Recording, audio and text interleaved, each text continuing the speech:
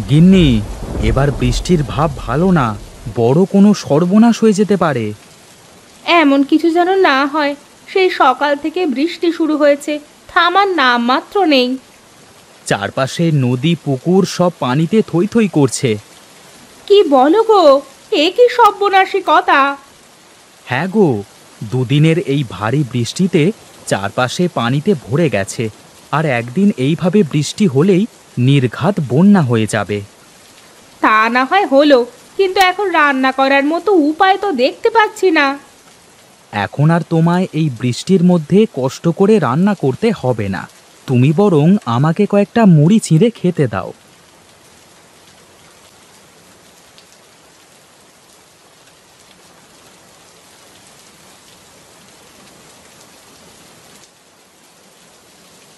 তুমি খেতে থাকো, আমি ভাতের চাল কয়টা একটু টুকা দিয়ে দেখে নিই।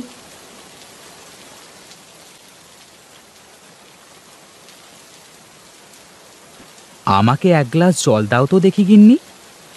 আচ্ছা, দিচ্ছি।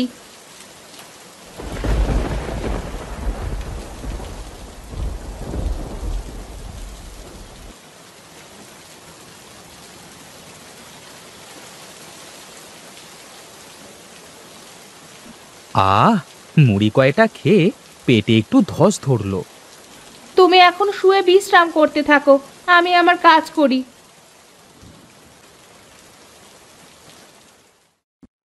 গিন্নি, আকাশ একদম পরিষ্কার হয়ে গেছে, মৃদু বাতাস বইতে শুরু করেছে।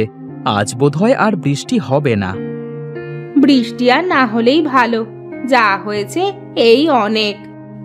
সেই সকাল থেকে গরুগুলো আমার অনাহারে আছে। যাই, গরুগুলোকে কয়টা খেতে দিই।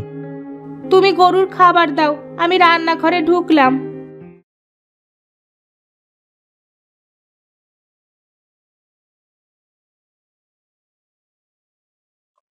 খা, ভালো করে খা, সেই সকাল থেকে না খেয়ে আছিস।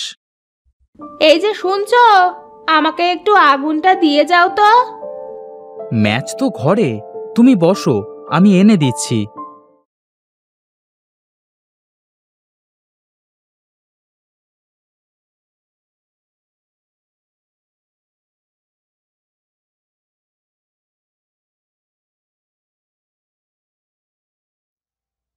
কি রান্না করবে গিন্নি এখন? লাউ, আলু ঘন্ট করতে চাচ্ছিলাম তো। বা বাবা, বেশ বেশ, শুনি কেমন যেন জিভে জল চলে আসলো। ঠান্ডার দিনে ঠান্ডা তরকারি ভালোই হবে। কি গো, তোমার হাতের কাজ কি শেষ হলো? এই তো গিন্নি, প্রায় শেষ হয়ে এলো। রান্না হয়ে গেছে, তুমি হাত মুখ ধুয়ে বসো, আমি খাবার দিচ্ছি। আমার হাত মুখ ধোয়াই আছে গিন্নি।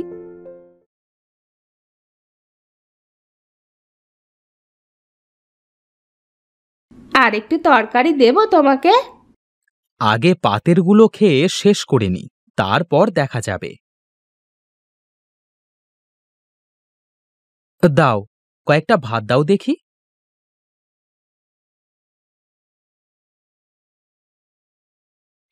আজ বেশ কয়টা ভাত খেয়ে ফেললে যে। তরকারিটা বেশ মুখে ধরেছে গিন্নি, আজ আমার রূপার কথা মনে পড়ে গেল। অনেকদিন হলো রূপাকে দেখি না, তুমি বরং রূপাকে একবার গিয়ে দেখে আসো। ঠিক আছে, দেখব কালকে যেতে পারি কিনা।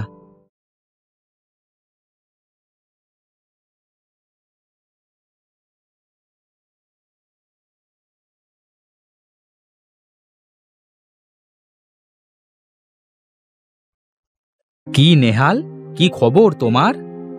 কি আর বলবো ভাই, বৃষ্টির পানিতে মাঠের সব ফসল ডুবে গেছে। হ্যাঁ, মাঠে কোনো ফসল দেখা যাচ্ছে না, সব শুধু পানি আর পানি।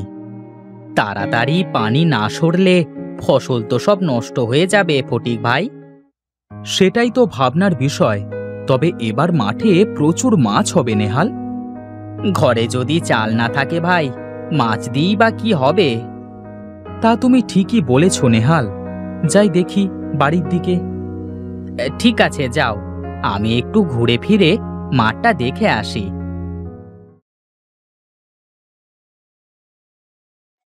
আহা, কত সুন্দর!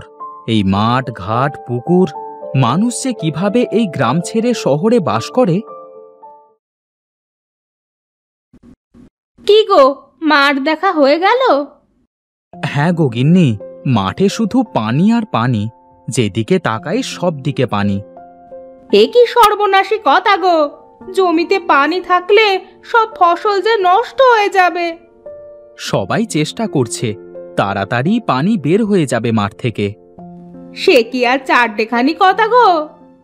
তোমার কাজ শেষ করে আমাকে কটা খেতে দাও দেখি। এই সময় তুমি আবার কোথাও বেরোবে নাকি? অনেকদিন হলো রূপাকে দেখি না, একবার ঘুরে আসতাম। তাহলে যাও না একবার, মেয়েটাকে কতদিন হলো দেখি না, পারলে সাথে করে একটু নিয়ে আসো। হ্যাঁ হ্যাঁ দেখি, এখন তুমি কটা খেতে দাও। তুমি বসো গিয়ে, আমি এই দিচ্ছি।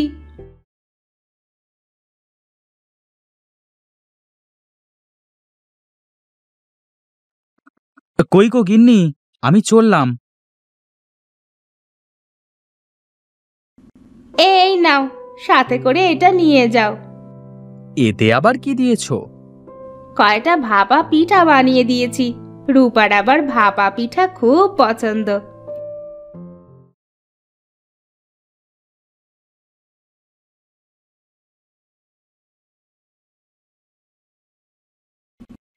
বাবা, বাবা তুমি? হ্যাঁ রে মা, অনেকদিন হলো তোকে দেখি না, তাই তোর মা আমাকে জোর করে পাঠালো। ভালোই করেছো বাবা, আমিও মনে মনে তোমাদের কথাই ভাবছিলাম। তোমার জামাই বাড়িতে নেই। সে কি, জামাই বাবাজি কোথায়? সে শহরে কাজে গেছে, আসতে দুদিন দেরি হবে। এই নে মা, তোর মা তোর জন্য ভাপা পিঠে বানিয়ে দিয়েছে। এসো বাবা, ঘরের মধ্যে এসো।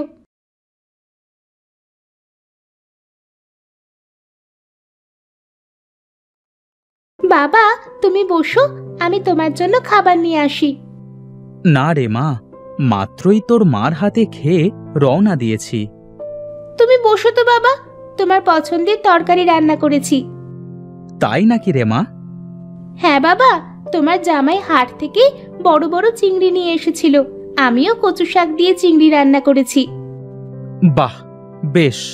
কপালে থাকলে দুপা হেঁটে সেখানে চলে আসে রে মা।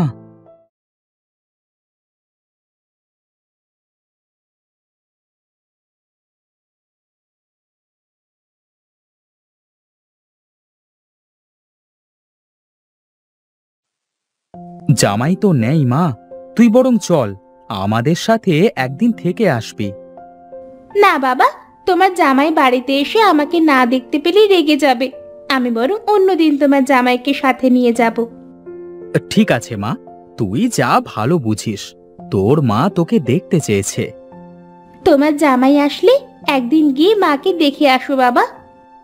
তাহলে আজ আমি চলি রে মা। এক্ষুনি চলে যাবে বাবা? হ্যাঁ রে মা, তোর মা একা একা বাড়িতে আছে যে।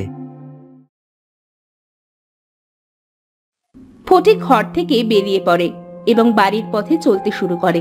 রূপা বারান্দায় দাঁড়িয়ে অপলক দৃষ্টিতে বাবার চলে যাওয়া দেখতে থাকে।